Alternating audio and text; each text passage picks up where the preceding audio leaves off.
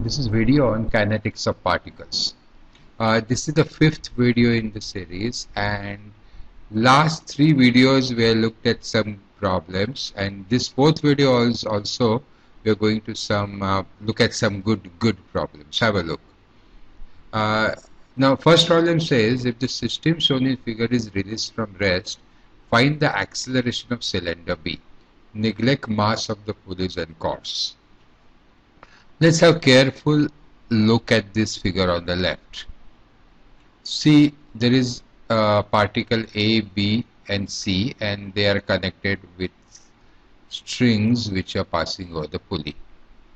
Now, when you have a situation like this, three particles, and that to see on either side of this pulley the masses are same, 3 kg and 2 plus 1, that is 3 kg. It is very difficult to predict offhand which body will move which way.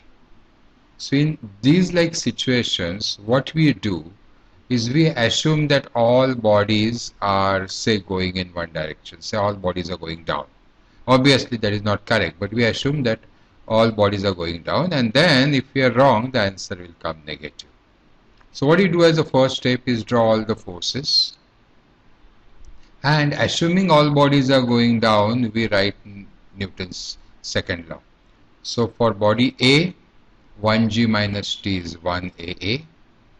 For body B, 2g minus t is 2AB. A and AB are respective accelerations. And for body 3, it is body C, it is 3g minus 2t equal to 3AC. Now we have managed these three equations, but you see there are four unknowns: A, AB, AC and T.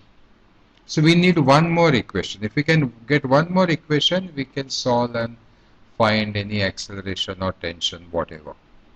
So for that purpose, we have one contention that whatever happens, whichever bodies go up or down, the length of this string which connects A and B and length of this string which connects the pulley and the C are always going to remain constant. So what we'll try to do is, from this fixed reference, we mark out y coordinates of the A, B, C bodies and pulley, and then we try to write the length of the string which is passing over this pulley.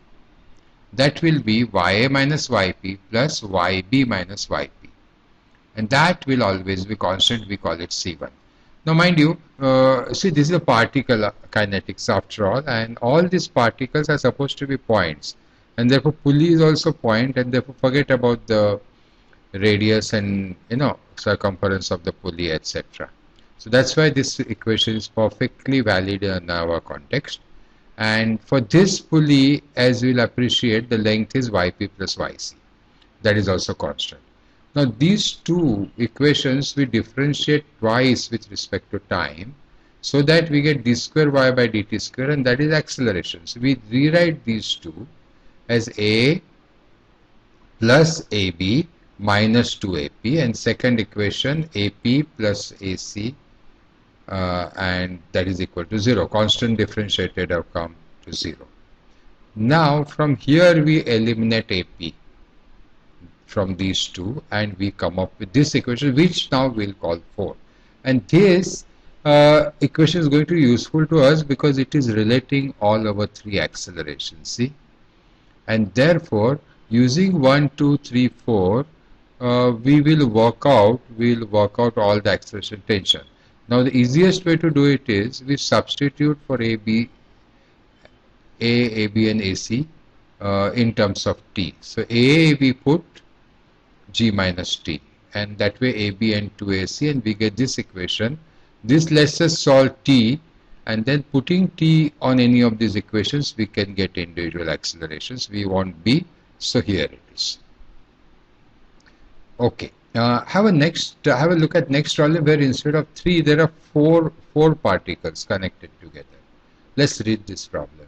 In the system shown in figure, the pulleys are to be considered massless and frictionless. The masses in kgs are 1, 2, 3, 4. Determine the acceleration of each mass and tension in fixed cord. That is this they want. And they are suggested take g as 10 meter per second square. Fine. So first what we do, we write our Newton's second law for all of these. Here it is, 1, 2, 3, 4. Similar situation, 4 equations, 5 unknowns. So we now again talk about length of the strings being constant. See the figure here. Length of first string, I think it's not too difficult to see that it is y1 minus yp1, y1 minus yp1 plus y2 minus yp1. And similarly for this string, the length, and similarly the third string, yp1 plus yp2.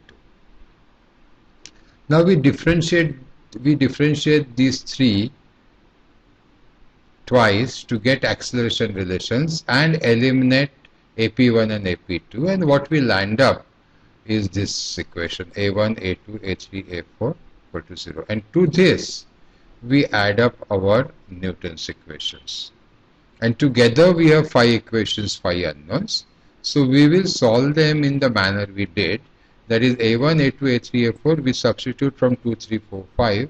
Everything we get in terms of t, and then we can easily get this respect to accelerations. And you note that A1 comes minus 9.2, telling us that our initial philosophy of assuming all going down is fine, we solve the problem in that manner. See, this Newton's equation which were written were assuming all bodies are going down, but finally we got A1 as minus, telling us that okay, body 1 goes up, rest of them go down, which is perfectly fine. And this tension is 19.2 newtons. T we got. The top tension will be 4 times this. So this is how you are able to tackle even more than 2 bodies, say 3 bodies. In fact, these are 4 bodies all connected together. Thank you.